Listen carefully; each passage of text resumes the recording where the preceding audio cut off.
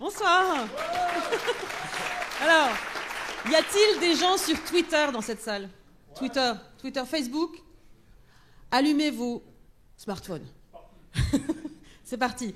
Y a-t-il des couples dans la salle? Des couples homme-homme, femme-homme ou femme-femme? Levez les mains.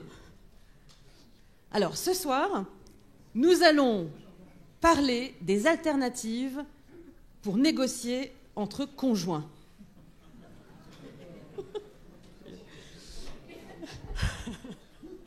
Alors, négocier avec votre conjoint, toute une affaire.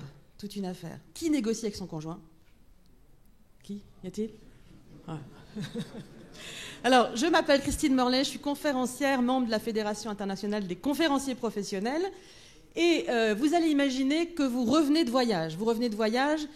Vous êtes absent pendant 3 semaines. Il est 17h30, vous avez bien sûr acheté un petit cadeau dans la boutique de l'aéroport, parce que pour se faire pardonner, quand même, c'est la moindre des choses. Et elle vous attend. Il ou elle vous attend, parce que vous ouvrez la porte de votre appartement et dans la valise dans une main, les clés dans l'autre. Et bien sûr, il y a un grand sourire. C'est bien sûr comme ça que ça se passe, n'est-ce pas? Alors, le téléphone sonne à ce moment-là. Vous décrochez. Et c'est votre meilleur pote au téléphone. Celui qui vous connaît par cœur, qui vous dit « Ce soir, il y a un match au Racing. Il y a un match. Rendez-vous en bas de chez toi dans 1 heure. » Et à ce moment-là, vous vous dites « Waouh, je vais avoir un problème là. Je vais devoir régler ce léger différend avec mon conjoint, parce que, à mon avis, elle ne va pas me laisser y aller. Et moi, j'ai qu'une seule envie, c'est d'aller voir le match, même si je l'adore, bien sûr. Alors, vous avez plusieurs alternatives à votre disposition. Première alternative, la persuader.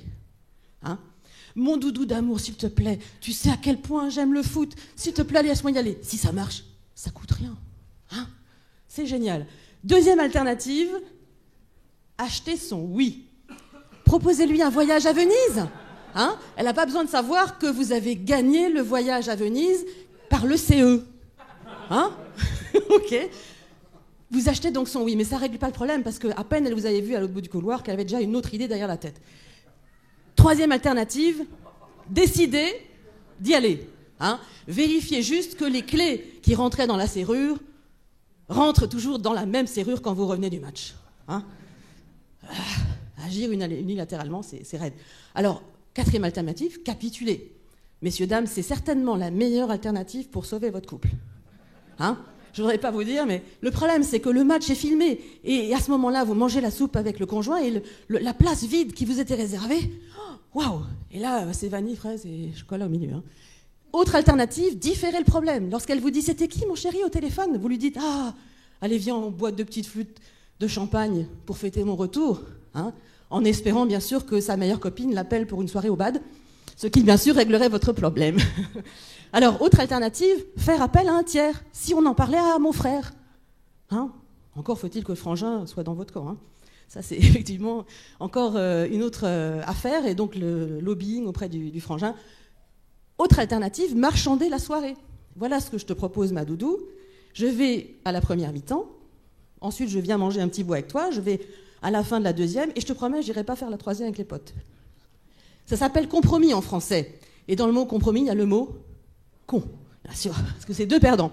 Résumons-nous, persuader, acheter son oui, décider de façon unilatérale, capituler, différer le problème, trouver un tiers, et au final marchander. Avec tout ça, est-ce qu'on a négocié? Clairement, la réponse est non. Alors, comment on peut négocier avec son conjoint? C'est quoi négocier, messieurs, dames? Vous avez une idée? Négocier, c'est poser une question. La question magique, celle qui vous achète le oui dans beaucoup de circonstances. C'est en fait, sous quelles conditions est-ce que tu serais prêt à me laisser y aller? Qu'est-ce que tu veux en contrepartie? Sauf qu'on n'est pas câblé pour ça. On n'est pas câblé pour ça, les êtres humains, pour demander à l'autre ce qu'il veut en échange pour me permettre d'atteindre mon but. Au final, si vous lui demandez ça, elle va mettre son prix dessus. Après, vous pouvez décider de capituler, mais c'est vous qui l'avez choisi. Vous faites une femme heureuse, un conjoint aussi, et puis finalement, au final, c'est 2 gagnants dans l'affaire.